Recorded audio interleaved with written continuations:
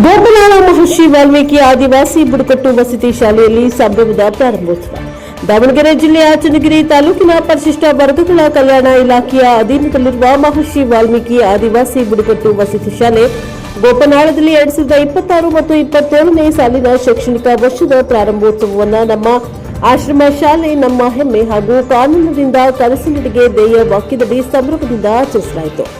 ಕಾರ್ಯಕ್ರಮವನ್ನು ಉದ್ಘಾಟಿಸಿ ಮಾತನಾಡಿದ ಪರಿಶಿಷ್ಟ ವರ್ಗಗಳ ಕಲ್ಯಾಣ ಇಲಾಖೆಯ ಅಧೀಕ್ಷಕಿ ಜಾನಕಿ, ಶಿಕ್ಷಣವು ಪ್ರತಿಯೊಬ್ಬ ಮಗುವಿನ ಮೂಲಭೂತ ಹಕ್ಕಾಗಿದ್ದು ಸಮಾಜದ ಕಟ್ಟಕಡೆಯ ಮಕ್ಕಳಿಗೂ ಗುಣಮಟ್ಟದ ಶಿಕ್ಷಣ ದೊರಕುವ ಉದ್ದೇಶದಿಂದ ಸರ್ಕಾರಿ ವಸತಿ ಶಾಲೆಗಳನ್ನು ಸ್ಥಾಪಿಸಿದೆ ಎಂದು ತಿಳಿಸಿದರು.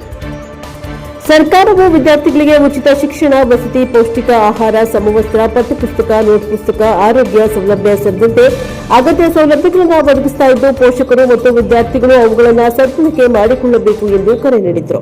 ಖಾಸಗಿ ಶಾಲೆಗಳೇ ಉತ್ತಮ ಎಂಬ ಭಾವನೆ ತಪ್ಪಾಗಿದ್ದು ಸರ್ಕಾರಿ ಶಾಲೆಗಳನ್ನು ಗುಣಮಟ್ಟದ ಶಿಕ್ಷಣ ಹಾಗೂ ವಿದ್ಯಾರ್ಥಿಗಳ ಸರ್ವಾಂಗೀಣ ಬೆಳವಣಿಗೆಗೆ ಪೂರಕ ವಾತಾವರಣವಿದೆ ಎಂದು ತಿಳಿಸಿದರು.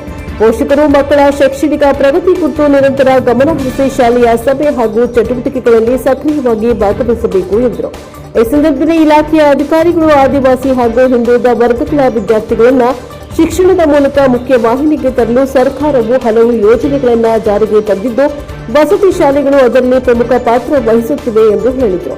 ಕಾರ್ಯಕ್ರಮದಲ್ಲಿ ಪರಿಶಿಷ್ಟ ವರ್ಗಗಳ ಕಲ್ಯಾಣ ಇಲಾಖೆಯ ಕಚೇರಿ ಅಧಿಕಾರಿ ರುದ್ರೇಶ್, ಪ್ರಥಮ ದರ್ಜೆ ಸಹಾಯಕ ವಿಶ್ವನಾಥ್, ಮಲ್ಲಿಕಾರ್ಜುನ್, ಶಿಕ್ಷಕರು, ಸಿಬ್ಬಂದಿ ವರ್ಗ, ಪೋಷಕರು ಹಾಗೂ ವಿದ್ಯಾರ್ಥಿಗಳು ಉಪಸ್ಥಿತರಿದ್ದರು.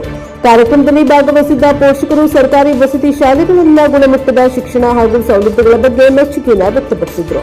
ಹೊಸ ಶೈಕ್ಷಣಿಕ ವರ್ಷದಲ್ಲಿ ಉತ್ತಮ ಸಾಧನೆ ಮಾಡುವ ಸಂಕಲ್ಪವನ್ನು ವಿದ್ಯಾರ್ಥಿಗಳು ವ್ಯಕ್ತಪಡಿಸಿದರು. ನಮ್ಮ ಆಶ್ರಮ ಶಾಲೆ ನಮ್ಮ ಹೆಮ್ಮೆ ಪೋಷಣೆಯಡಿ ನಡೆದ ಈ ಕಾರ್ಯಕ್ರಮವು ಸರ್ಕಾರಿ ವಸತಿ ಶಾಲೆಗಳ ಕುರಿತು ಜನರಲ್ಲಿ ಮತ್ತಷ್ಟು ವಿಶ್ವಾಸ ಮೂಡಿಸುವ ಅರ್ಥಪೂರ್ಣ ಕಾರ್ಯಕ್ರಮವಾಗಿ ಗಮನ ಸೆಳೆಯಿತು. Bureau report Devaraj K. Hanklu, NKS TV 4 Davanagere.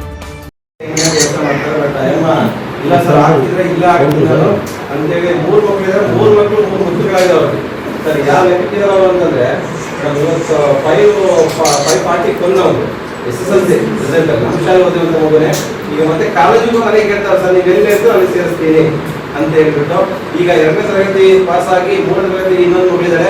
ಅವಳು ಇವತ್ತು ಈ ಕ್ಲಾಸ್ ಇಂಗ್ಲಿಷ್ ಬುಕ್ ಕೊಟ್ಟರು ಕೂಡ ಇಂಗ್ಲಿಷ್ ಓದ್ತಾರೆ. ಆ ಒಂದು ಹೆಮ್ಮೆ ನನಗೂ ಇದೆ, ಖುಷಿನೂ ಆಗುತ್ತೆ. 20 ತನಕ 2ನೇ ತರಗತಿ ರಿಸಲ್ಟ್ ಟೇಬಲ್ ಸೆಟ್ ಹೋಗ್ತಾರೆ. ಅದು ಒಂದು ಹೆಮ್ಮೆ ಪಡೋಂಥ ವಿಷಯ. ಬಟ್ ಎಲ್ಲ ಮಕ್ಕಳಿಗೆ ಏನೇ ಕೆಲಸ ನಾವು ಮಾಡ್ತೀವಿ ಅದು ಸಪೋರ್ಟಿವ್ ನೀವು ಇರ್ಬೇಕಷ್ಟೇ. ನನ್ನ ಮಗ ದಡ್ಡ ಅಂತ ಯಾರು ಕೂಡ ಯಾವತ್ತೂ ಅನ್ಬಾರ್ದು.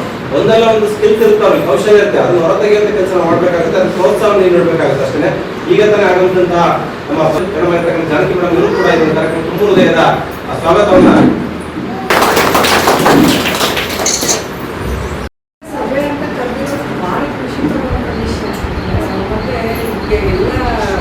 ಪೇರೆಂಟ್ಸ್ ಮೀಟಿಂಗ್ ತಕ್ಷಣ ಪ್ರೈವೇಟ್ ಮಾತ್ರ ಈಗ ಬರ್ತಾ ಸ್ಕೂಲ್ನ ಹೆಮ್ಮೆ ಅಂತ ಎಷ್ಟು ಗೌರ್ಮೆಂಟ್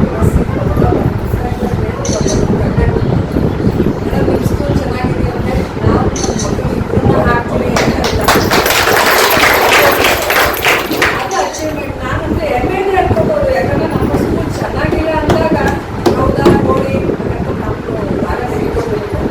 ನಾನು ಹೇಳಿದ್ದು ಅವ್ರಿಗೆ, ಸರ್ ನಿಮಗಿಂತ ಮೊದಲು ನಾವಾಗಕ್ಕೂ ನಮ್ಮ ಸ್ಕೂಲ್ಗಳಿಗೆ ರೆಡಿ, ಬಟ್ ನಮಗೆ ಆಪರ್ಚುನಿಟಿ ಇಲ್ಲ, ನಿಮಗೂ ಇಲ್ಲ ನನಗೂ ಇಲ್ಲ ಅಂತ ಹೇಳ್ಬೇಕಾದ್ರೆ ನಿಮಗೆ ಫ್ರೀ ಎಜುಕೇಶನ್ ಅನ್ನೋದು ಕೊಟ್ಟಿದೆಯಲ್ಲ, ನಮ್ಮ ಶಿಕ್ಷಣದ ಹಕ್ಕು ಅಂತ ಹೇಳಿ ಮಕ್ಕಳಿಗೆ ನಮ್ಮ ಸರ್ಕಾರ ಇಷ್ಟು ದೊಡ್ಡ ಮಟ್ಟದ ಒಂದು ಉಪಯೋಗ ಕೊಡ್ತಿರೋದು, ನಮ್ಮ ಸೌಲಭ್ಯ ಕೊಡ್ತಿರೋದು ನಮ್ಮೆಲ್ಲರ ಹೆಮ್ಮೆ ಅಂತ ನಾನು ಭಾವಿಸ್ತೇನೆ.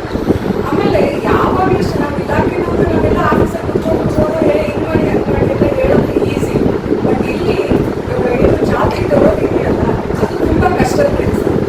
ಇಲ್ಲಿ ನಮ್ಮ ವಾರ್ಡನ್ ಇವರಾದ ಮಲ್ಲಿಕಾರ್ಜುನ್ ಅವರಾದ್ರೂ ಸರಿ, ಮಂಜುನಾಥ್ ಆದ್ರೂ ಸರಿ, ಮತ್ತು ಟೀಚರ್ಸ್ ಆದ್ರೂ ಸರಿ, ಇವತ್ತು ನಾವೆಲ್ಲರೂ ನಿರೀಕ್ಷೆಯಲ್ಲಿ ಆಫೀಸೆಲ್ಲ ಬಿಟ್ಟು ಈಗ ಬಂದಿದ್ದೀವಿ ಅಂದರೆ ನಮಗೂ ಹೆಮ್ಮೆ ಇದೆ. ಯಾಕಂದರೆ ಕೆಲಸ ಮಾಡೋರಿಗೆ ಅಪ್ರಿಷಿಯೇಟ್ ಮಾಡೋದು ನಮ್ಮ ಕೆಲಸ.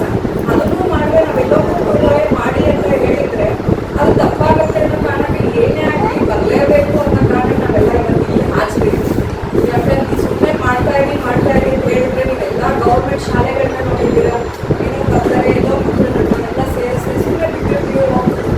ಇವತ್ತು ಪೇರೆಂಟ್ಸ್ ಮೀಟಿಂಗ್ ಅಂತ ಕರೆದು ನಿಮಗೆಲ್ಲ ಅವರ ಮಕ್ಕಳು ಪರಿಚಯ, ಯಾಕಂದ್ರೆ ಅವ್ರು ಕೆಲಸ ಮಾಡಿದ್ದಾರೆ, ಅದನ್ನು ಹೇಳ್ಕೊಳಕ್ಕೆ ನಿಮ್ಮನ್ನು ಕಲಿಸೋದಕ್ಕೆ ಅವ್ರಿಗೆ ಮುಜುಗರ ಇರೋದು.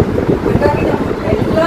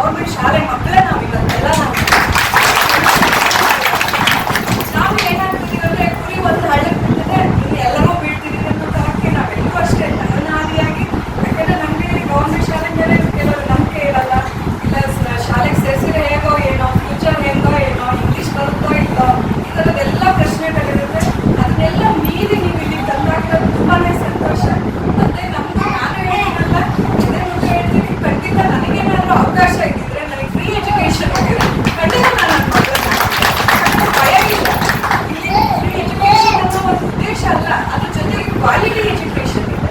ಕ್ವಾಲಿಟಿ